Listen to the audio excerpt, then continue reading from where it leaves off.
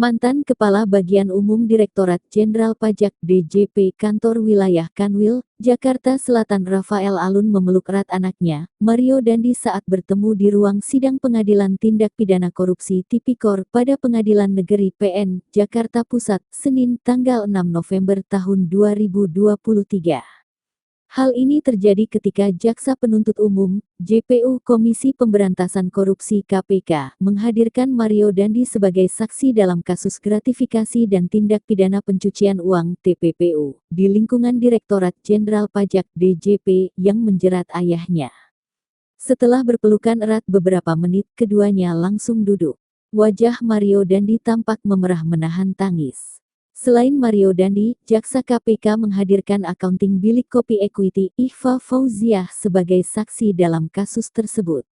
Saat Mario meninggalkan ruang sidang, awak media menanyakan perasaannya bisa kembali bertemu Rafael Alun. "Terima kasih, sudah ketemu ayah," kata Mario menjawab pertanyaan media. Sebagaimana diketahui, Mario dihadirkan Jaksa Komisi Pemberantasan Korupsi untuk bersaksi dalam perkara korupsi Rafael. Untuk membuktikan uraian dakwaannya dalam perkara terdakwa Rafael Alun, tim Jaksa KPK akan menghadirkan saksi Mario Dandi, kata Kepala Bagian Pemberitaan KPK Ali lewat keterangan. Dalam dakwaan jaksa sebelumnya, ketiga anak Rafael diduga turut menerima aliran perkara korupsi ini.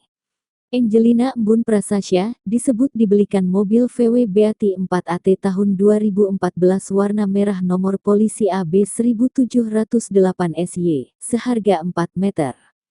Christopher Diaksa Dharma dibelikan mobil Toyota New Camry 2.4 VAT warna silver metallic dengan plat nomor B808ET seharga 300 juta. Kemudian, membeli satu unit mobil Toyota Land Cruiser 200 VXR 4x4AT tahun 2019 dengan nomor polisi B10 VVW seharga 2,1 miliar rupiah.